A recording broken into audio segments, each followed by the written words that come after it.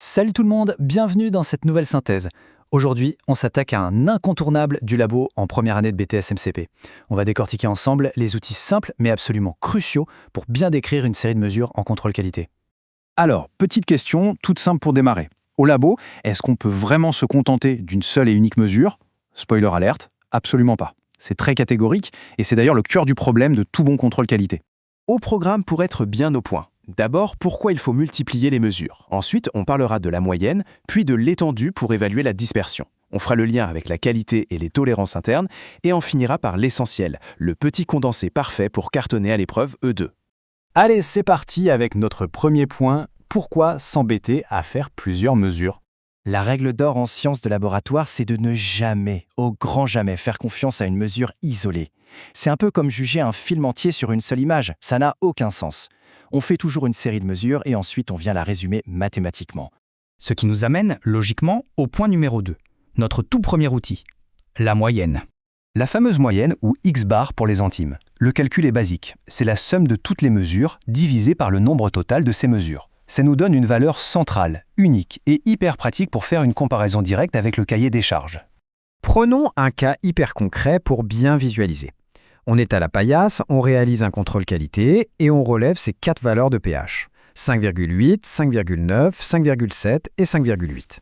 On fait le petit calcul, on additionne le tout, on divise par 4 et bim, on tombe sur une moyenne de 5,80. C'est net, c'est précis et on a là un chiffre qui représente super bien notre manipulation globale. Mais au fait, pourquoi on fait ça? Tout simplement parce que la moyenne, ça permet de réduire l'effet des erreurs aléatoires. Ces minuscules variations inévitables qui arrivent à chaque fois qu'on manipule. La moyenne vient littéralement lisser tout ça, et c'est un bénéfice scientifique énorme. Sauf que la moyenne ne dit pas tout. Il nous faut notre point numéro 3, l'étendue. L'étendue, noté grand E, c'est vraiment l'outil ultime pour débusquer les problèmes en évaluant la dispersion. Le calcul est franchement un jeu d'enfant. On prend la valeur la plus haute de la série et on lui soustrait la plus basse. Et voilà, on sait tout de suite à quel point les résultats sont écartés les uns des autres. C'est là que la matrice d'interprétation devient hyper intéressante. Si l'étendue est faible, génial, les valeurs sont super proches, on a une bonne répétabilité, le protocole est fiable.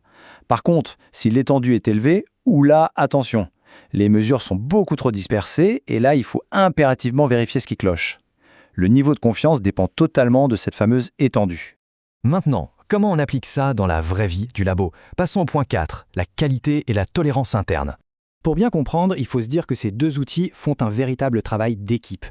La moyenne va indiquer où on se situe globalement et l'étendue va dire à quel point tout ça est regroupé autour de cette cible. Ils ont des rôles totalement distincts mais complètement complémentaires. C'est pour ça qu'on donne toujours les deux pour résumer une série. Concrètement, un labo a des normes internes très strictes, ce qu'on appelle une tolérance.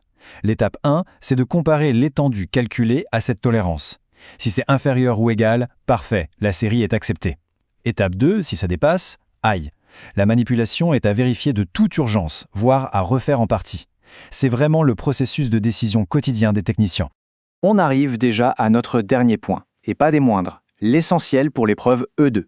Voici les 3 trucs incontournables à graver dans les mémoires. 1. La moyenne atténue les erreurs aléatoires. 2. L'étendue mesure la dispersion. Et on n'oublie pas, une étendue faible est synonyme de bonne répétabilité. Et 3. La règle d'or absolue, on résume toujours une série avec la moyenne plus l'étendue et on compare à la tolérance. Je vous laisse sur cette petite réflexion. Quand l'étendue explose la tolérance, à qui la faute? Est-ce que c'est le protocole qui est bancal, un défaut de l'appareil de mesure, ou bien une petite erreur de l'opérateur? C'est exactement ça, l'aspect enquête et investigation du contrôle qualité. Il faut garder l'œil ouvert, bien analyser les données, et on se retrouve très vite pour décortiquer de nouveaux concepts. À bientôt!